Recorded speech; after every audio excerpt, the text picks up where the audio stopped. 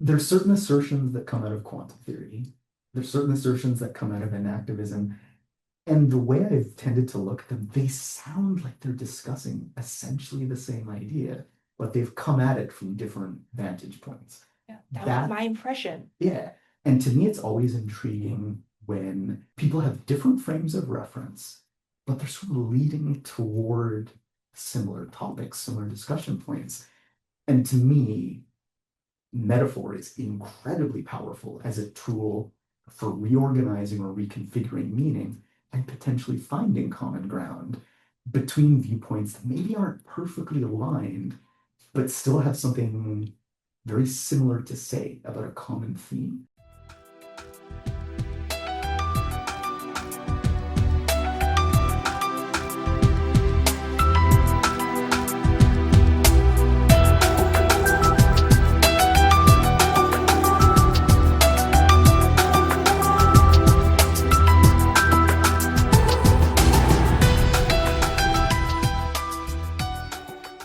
Hello, dear listeners. Welcome to Ideas, innovative dialogues on educational approaches and scholarship, supported by the Research Hub, Faculty of Education, Simon Fraser University, where we explore the diverse paths and inner workings of scholarly life through thoughtful conversations with graduate students, educators, and researchers from across disciplines. We acknowledge that the three campuses of Simon Fraser University are located on the unceded traditional territories of the Coast Salish peoples, including the Squamish, Tsleil-Waututh, Musqueam, and Coquitlam nations. We recognize and respect their historical and ongoing connections to these lands. I'm your host, Ruohan. In today's episode, I am delighted to be joined by Dr. Jason Forde, a graduate of the Mathematics Education Doctoral Program at Simon Fraser University. With a background in both physics and education from University of Alberta, Dr. Forde brings a rich interdisciplinary lens to his work. Dr. Forde's academic journey was driven by a deep curiosity about the structures and processes that underpin reality. His doctoral research offers a compelling fusion of enactivist theory and quantum perspectives, reimagining how we understand mathematical meaning-making. What stands out in Dr. Forde's approach is not only his interdisciplinary depth, but also his attentiveness to how complex ideas are communicated, both within academic disciplines and across them. Today, Dr. Forde joins us not just as a scholar of mathematics education, but as someone deeply invested in the lived process of scholarly writing itself. His current interest is in supporting graduate students in navigating the challenges of thesis writing, academic identity, and conceptual expression. Let's dive in. Jason, it's such a pleasure to have you here. Thank you for joining us. I am so excited to be having this discussion. I truly appreciate the opportunity. Let's start with something you said during our previous conversation that really struck me. You described your thesis writing process as self-revelatory. Now I like this term even more. Could you elaborate on what that meant for you? How did the process shape your sense of self or your scholarly voice? Sure. So when I think of this dissertation writing process as having been self-revelatory, I'll maybe generalize this a bit more so it's more accessible for the audience, but when you are engaged in graduate research, and specifically the dissertation writing process, I honestly believe that one is learning as much about themselves as they are the topic they are writing about. And that has a lot to do with the fact that you have to deconstruct a lot of your own thinking as you're coming to terms with the presentation of your thesis topic.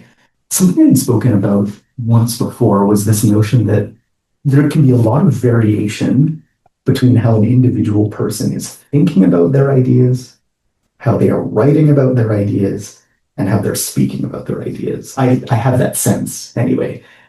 And I think part of the challenge of graduate research, specifically again, the dissertation writing, is making sure or trying to make sure that there is as much correspondence as possible between those representations. Again, how you're thinking about these ideas, how you're writing about them, and how you're speaking about them, especially when you consider that a lot of graduate work eventually leads to defenses as well, where you are verbally engaging with examiners. So you're generating a piece of written work, you're speaking about the ideas in the written work, and trying to make sure that all of that corresponds with what you were actually thinking about it can be quite challenging. I think as people are engaging with all of that back and forth, they're inevitably learning more about their own internal world, their own thought processes, and how they articulate ideas. That can reveal a lot of personal bias. It can reveal a lot of personal predispositions, provided one is willing to engage with their sort of inner monologue, I think, as they're working through the process. Research, again, perhaps has this perspective attached where research is about something that is external from you. And by you, I mean the researcher. But I think research brings a sort of entangled relationship between the researcher and the thing they are researching. So it is inevitable that aspects of yourself enter into your research. And I think being as aware as you can be about that sort of entangled relationship can be very valuable, and also being as transparent about it as you can when you are communicating to readers or examiners, and basically the people you're speaking to or sharing your research with. As much as your internal journey can be externalized, I think that can strengthen your research in a lot of ways because you are laying bare your biases and predispositions, or at least trying to shed more light on them than they might normally. Thank you. That's very thought-provoking. I want to share with you why this word becomes very attractive to me as time evolves since our last conversation. As I find that there's a sense of humility in this word compared to self-discovery. Because self-discovery is kind of like what you just explained, like positioning your relationship with the target that you're researching on in two separate positions. Like you're not part of each other. You are the observer. And the other thing is the target has no agency in itself. But now this word, self-revelatory, sounds to me that you're holding a space for the I in the thesis writing process to be part of the research as in a relational position compared with the things that you are studying on. Right. Absolutely. I think that's quite fair to say. I appreciate your interpretation. I think the notion of relationality between a researcher and their research is incredibly important to speak more about. I think it needs to be acknowledged more in research. And I don't mean that in the sense of like prioritizing the self or communicating a sense of self-importance, but simply acknowledging that a researcher has a particular point of view that they are expressing through their work, and making it clear that that point of view is entangled with the work carries a certain kind of weight, I guess. So this entire thesis writing or constructing process is a very interactive process. And as time goes by, as you're constructing and developing your thesis, meaning itself will emerge along the way. Right. Or in your word, reveals themselves, right? Right, exactly. I really like that. Well, to clarify as well, when I'm thinking again of the term self-revelatory, the revelatory component of it can be read as revealing or as revelation. So there are aspects of oneself that are being revealed, but I think there can be a revelation in terms of coming to a new form of understanding, both in terms of what the research is presenting about the topic, but understanding of oneself, if that makes sense. It does. So there are ideas that are being revealed, but the revelation is through a new form of understanding, I think, that comes out of engaging in these kinds of processes, whether it's the dissertation writing or preparing for your defense. All of these aspects of graduate research have the potential to be self-enlightening. Right. Yeah. Thank you for explaining another layer that I haven't thought of. Based on this question, you've already given me a lot to think about. Just now, you mentioned the use of metaphor. You mentioned your use of metaphor as an expressive and conceptual tool in constructing your thesis. I'd love to hear more about that.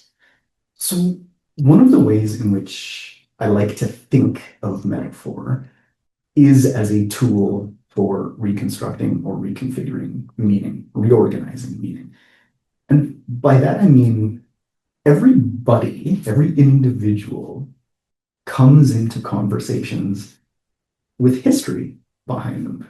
They have their entire life of experience up to that point and their particular worldviews. What I think is intriguing about any kind of interpersonal communication is that when people engage with each other, they in some way have to find common metaphors in order to have meaningful conversations, meaningful discussions. And those metaphors are ways of maybe parsing their own history and trying to help make it more communicable to other people or more meaningful to other people. So when I think about aspects of writing, aspects of verbal dialogue, to me, it's always intriguing to look at metaphors as ways of helping me to communicate with other people. Even in our discussion just now about this sort of self-revelatory process, I think we were both bringing specific metaphors into that conversation, whether we were conscious of them or not. And again, sort of finding a common ground that allows us to both engage with that idea at the same time, I think is important for any kind of communication, any kind of conversation that people might be having, whether it's synchronous or asynchronous, I guess.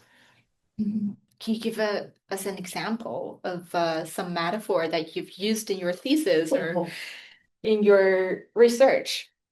That might be challenging actually to do on the spot. When I was engaging with my research, which is interdisciplinary, it was necessary to find ways of discussing quantum theory and activism, new materialism, a number of different frameworks with different history. It was necessary to discuss them simultaneously. So trying to find ways of presenting very complex themes that don't necessarily perfectly align with each other, but again, might be addressing very similar ideas, necessitated some use of metaphor.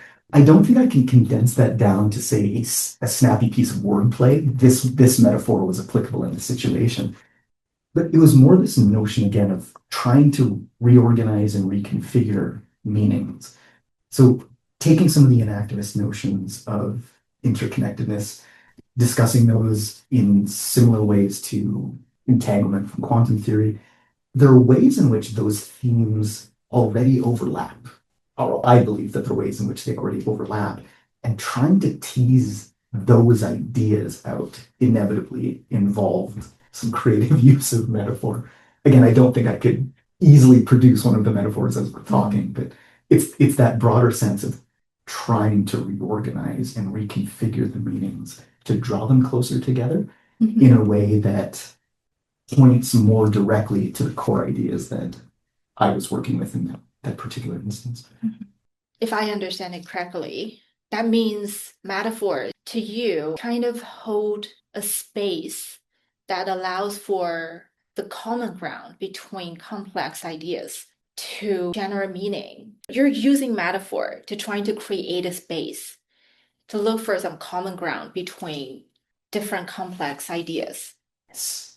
In fact, what you were previously getting at when you mentioned meaning is, I think, the core idea. As much as metaphor, again, for me, is about reconfiguring and reorganizing meaning, through that process, it is then as much about generating new meaning. So if you can reorganize sets of ideas and present them differently, you have the opportunity to generate a new kind of meaning out of that, especially if you're dealing with something interdisciplinary or a space in which different frameworks are being drawn together. Something that became important, again, with my own research, was trying to be as clear as possible about how the frameworks I was working with were being drawn together. I very much hesitated in the early parts of my dissertation process because I didn't have a good way of describing what I felt I was doing with frameworks. Thankfully, I was eventually able to settle upon what I believe is a solid description of it. But I think very often when graduate students are engaging with research, it is necessary to draw from multiple disciplines, potentially multiple theoretical frameworks. And in order to do that, there's often this common approach of simply layering frameworks. So I'm looking at framework A through framework B, or I'm looking at framework B through framework A. That reversal can actually be incredibly significant in terms of what your layered viewpoint is actually suggesting about your topic. But it also occurred to me that layering of frameworks is introducing a kind of prioritization that I was not personally excited about. I didn't want, for instance, to look at an activism through quantum theory or to look at quantum theory through an activism, because each one of those choices of layering presupposes a level of priority for one framework over the other. Instead, what I was trying to do, and what I hope I accomplished through the dissertation, was to look at my topic of interest by using those frameworks alongside one another. So using them both simultaneously to look at my broader topic of interest. So trying to initially deconstruct my own thinking about my frameworks led to this sort of internalized sense that I needed to use the frameworks in a particular way, and that layering them one on top of the other wasn't going to be adequate. It wasn't going to be appropriate for what I had in mind. So in that sense, metaphor actually lies in the overlap of all the concepts or theories that you are building your own thesis on. Out of necessity, I think, yes. Without workable metaphors, it wouldn't have been tenable as a research approach, I think. Yeah, I think that's a very important distinction to make because a lot of graduate students are still struggling to fit the thesis into a certain framework instead of using the framework as something to present their own ideas. Right. Interestingly, when you mention the idea of frameworks, you bring to mind, at least here at SFU, we are provided with thesis templates, and those templates offer certain kinds of affordances and certain kinds of restrictions, depending on the kind of graduate research you're trying to do. There are, of course, formatting specifics that everybody has to adhere to. There are things like your ethics approvals, etc. That's a given. But there are aspects of the thesis templates that can also be quite constraining in specific ways. So you may be engaging in a kind of research that you don't feel fits into like the conventional template structure.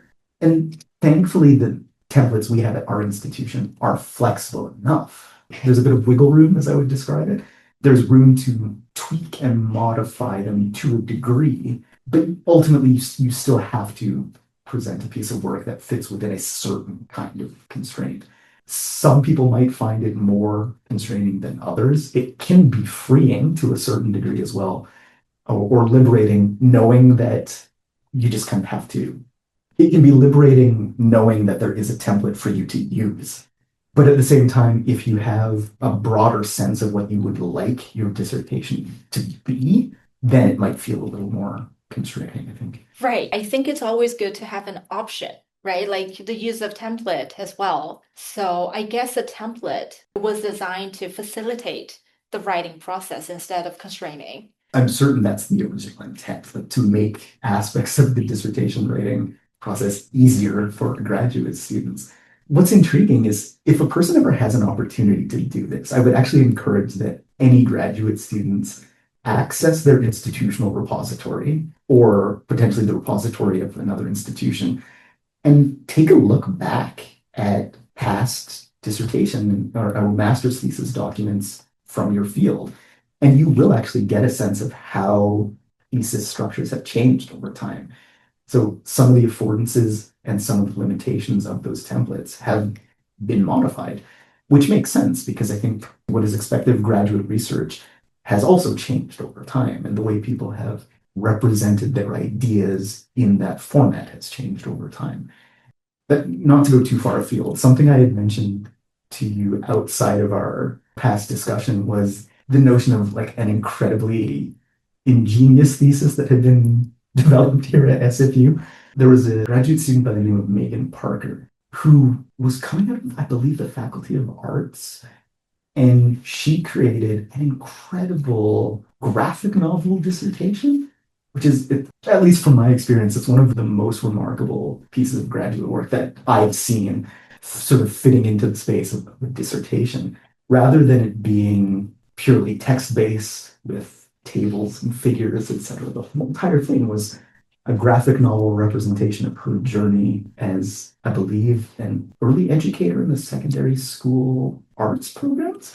When I discovered that dissertation, it was instantly reassuring to me that it's a broad enough space to do things differently if one so chooses. You don't necessarily have to view the thesis templates as purely external constraint. Right. If I remember it correctly, Megan Parker is from Arts Education Department. That certain department also belongs to our Faculty of Education. And that is a very good example of, in your word, wiggling the space. I think it's very empowering for us to know that there could be other ways beside the templates that are offered over there. So we don't need to serve the templates. They're there to help us. In fairness, I should qualify as well. If a person is making an active choice to stray away from template constraints, you absolutely need to discuss this with your supervisors and your committee members to make sure that it is something feasible within your space, within your field. That choice will bring with it other constraints as well. Right. I don't think it would be responsible for me to suggest that any grad student has absolutely free reign when it comes to representing their research ideas. Thank you for this very important note or reminder. Sure. Yes, it's always a teamwork for thesis to be presented to the public. So definitely go check with your supervisor and your team, your committee members, and make sure that everybody's okay to embrace the idea of wiggling the space, right?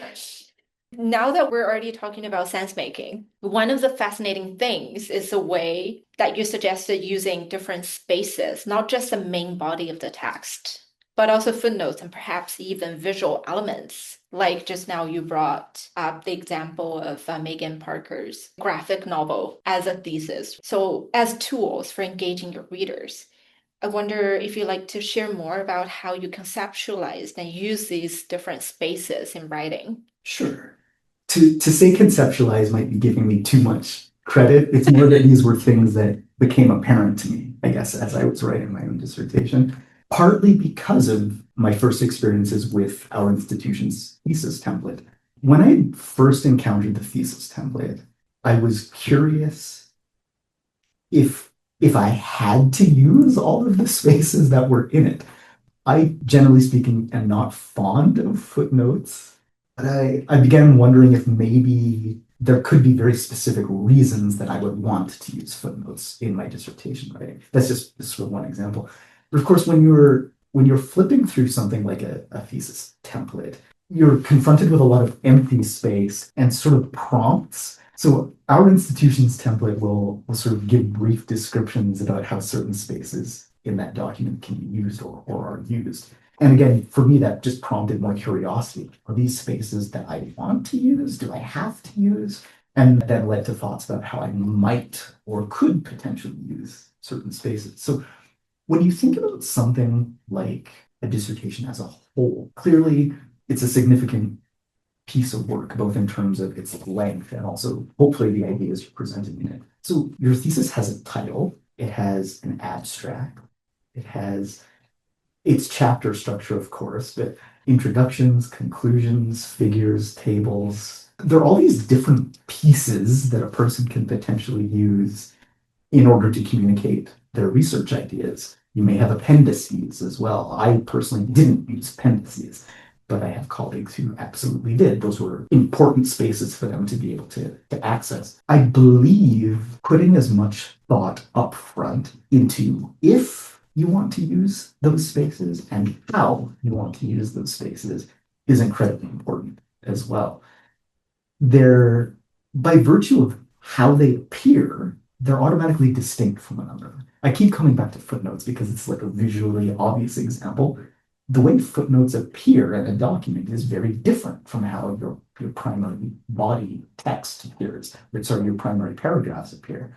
They also appear differently than the captions for figures or the headings for tables. And being intentional about how you're using each of those spaces can, I believe, strengthen your work. And I know for me, this will sound really stupid and probably really silly when I describe it, but whenever I use footnotes, I think of them as whispered commentary to the reader. So they're not necessarily meant to have the same significance as the primary paragraph text, but they're more like these whispered acknowledgments, things that supplement the primary work but aren't as crucial. But at the same time, they can be very useful with additional meaning making. So there are often times when my footnotes would be self-referential. So I would use footnotes in a later chapter to refer back to earlier aspects of the discussion. Or I would use them as opportunities to call out to ideas or themes that extended a little beyond the dissertation. So things that I knew I wouldn't have enough time to discuss within the dissertation itself, or that were maybe drifting away from the primary discussion, but were still worth acknowledging. I personally find footnotes are a phenomenal space to call those things out or to kind of point toward them. The idea that your dissertation is a self-contained document, but it should, to some degree, also point to things beyond itself, I think is quite important as well. No research that we can do as graduate students, or indeed no research that anybody can do, is conclusive. It represents sets of ideas that have been explored up to a point, but there is always room for extension, and there's always room to acknowledge the limits of your own research. Again, I think that is an important part of what we need to do with our graduate research. As much as you are acknowledging a certain level of expertise about a topic, you also need to acknowledge that you are not offering conclusive commentary on the topic, that there's room for extensions. I really appreciate your positive attitude in that sense, because as you were explaining your thoughts on the use of footnotes, you definitely took advantage of your resistance to the footnote in the first place and turned it into a portal for sense making. Right. And that definitely goes beyond an extension room, beyond your thesis itself, beyond the main body writing itself. It opens a portal to greater meaning. Well, again, I think that's my hope. Readers of the research will decide for themselves if it was successful.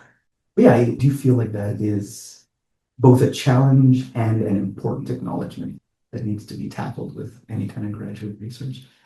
And do you think that echoes the concept that you brought up in your thesis, the concept of uncertainty? Oh, interesting.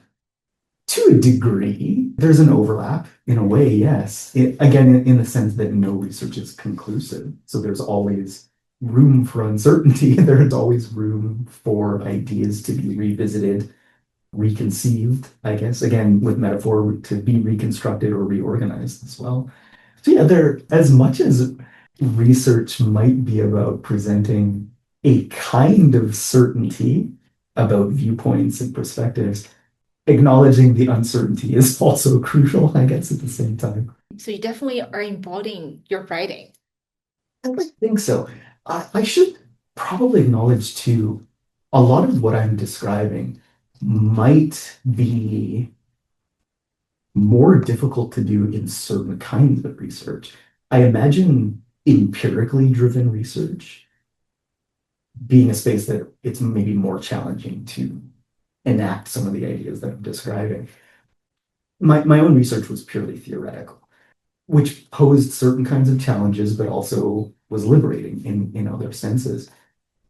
Being able to acknowledge one's own uncertainty as a researcher, to me, is a fascinating prospect and something that I would like to see in more research, I guess.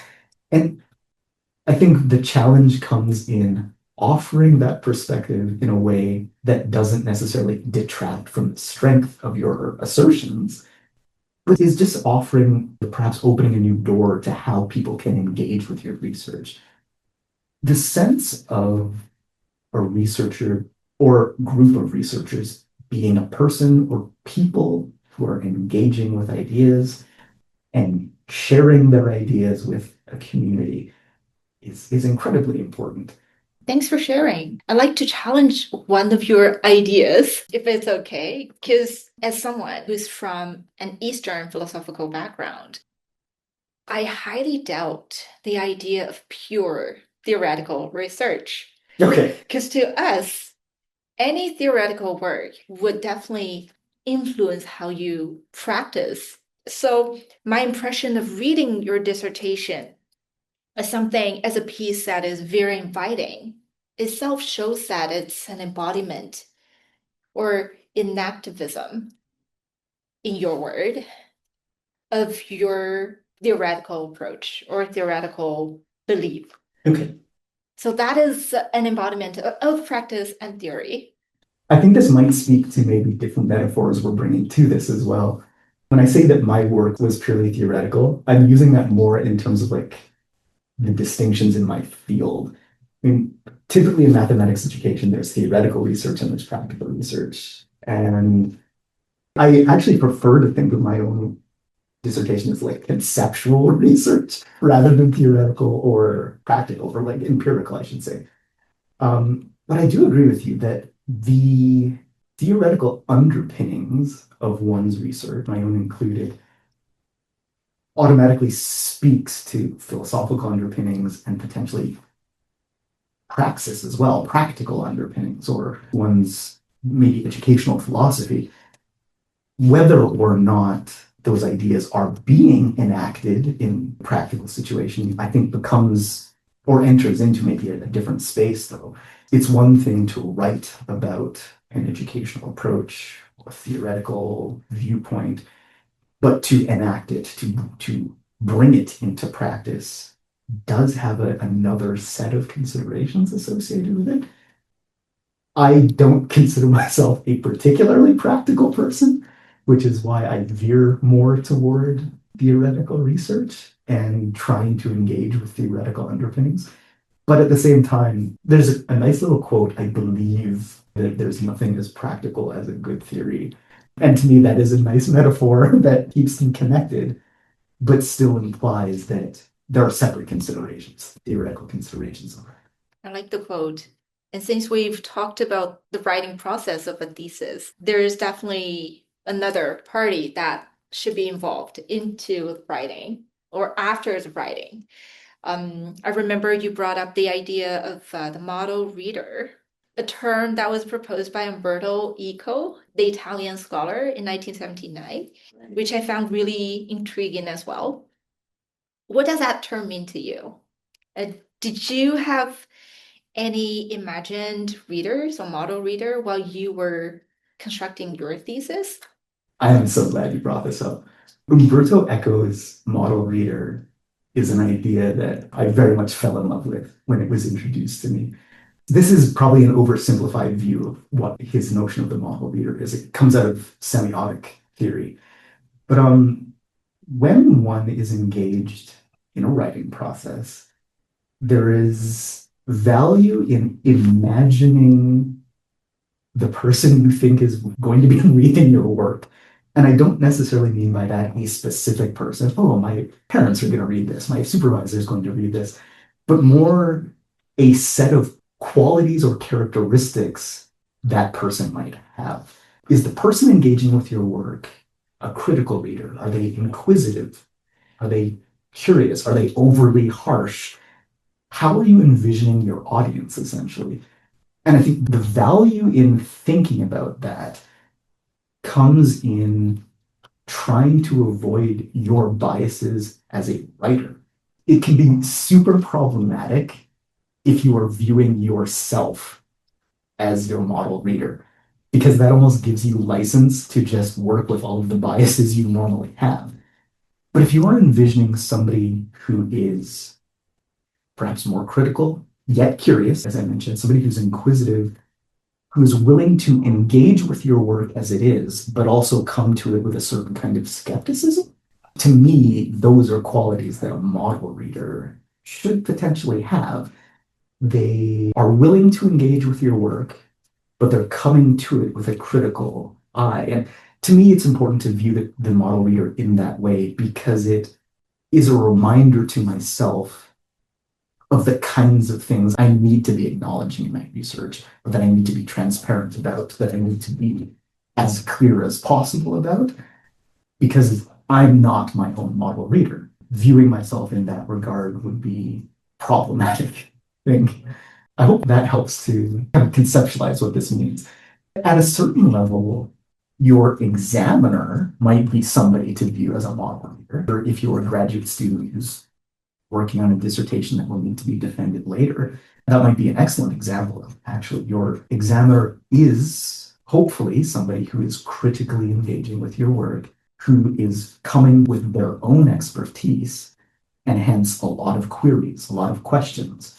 That's not to say that you need to view your examiner as somebody antagonistic. I actually like to think of your reviewer as somebody who is incredibly supportive of your research, and they're offering you critical commentary because that can strengthen your research and that can strengthen the arguments that you're putting forward. That's maybe going outside of the scope of this particular discussion, but that might be your external examiner, might be one person or one kind of person that you could view as a model reader.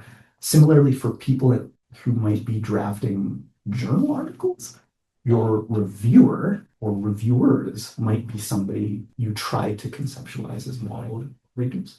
Mm-hmm. So as you were explaining the idea of model reader, I really appreciated that you resisted the temptation to imagine yourself as a model reader to your own work, Right. which might turn out to be a pure narcissist in the end. I just wanted to ask you, how do we nurture that level of maturity of imagining a model reader who's helpful and constructive to our writing instead of being pure narcissist by imagining ourselves to be the model reader, of course? Something that could nurture this, as you've described, is potentially trying to be less precious about our own work and being willing to share it with others. If you have close colleagues, close friends who are willing to engage with your writing in progress, your rough work in progress, try and get into the habit of sharing it with them, gathering constructive feedback, and opening yourselves up to external feedback. The reason I mention close colleagues and close friends in particular is that I know it can be incredibly challenging sharing research in progress, especially written work. But I do think there is a kind of positive impact that can come from doing that early.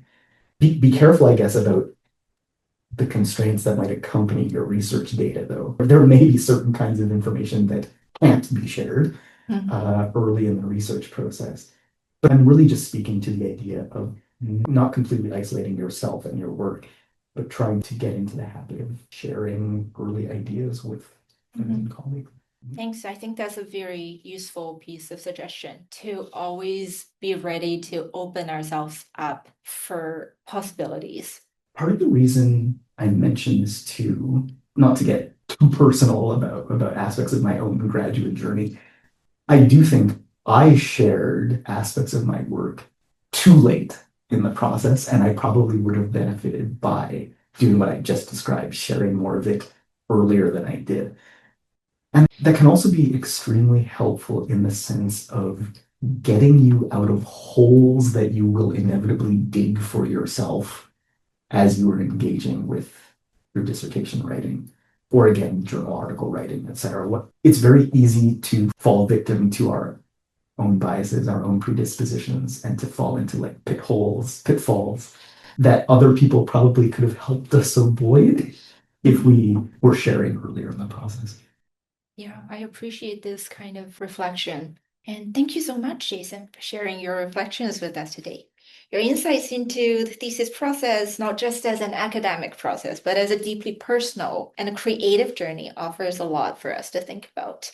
Before we wrap up, is there anything else you'd like to add to share with our listeners? Perhaps a piece of advice for those currently in the thick of thesis writing, like myself? Well, firstly, I will say how much I appreciated this opportunity to speak with you, Rohan. This was super exciting right from the onset. I'm not really one to offer advice per se to people, but in closing, I just hope that the conversation we have had maybe resonates with some of the listeners and that I wasn't just rambling. Hopefully, there was something worthwhile and insightful that they can take away from this talk. Thank you. I'm sure you've already offered a lot food for thought to myself and also our listeners. Thank you for tuning in. Until next time, take care and keep asking big questions, listeners.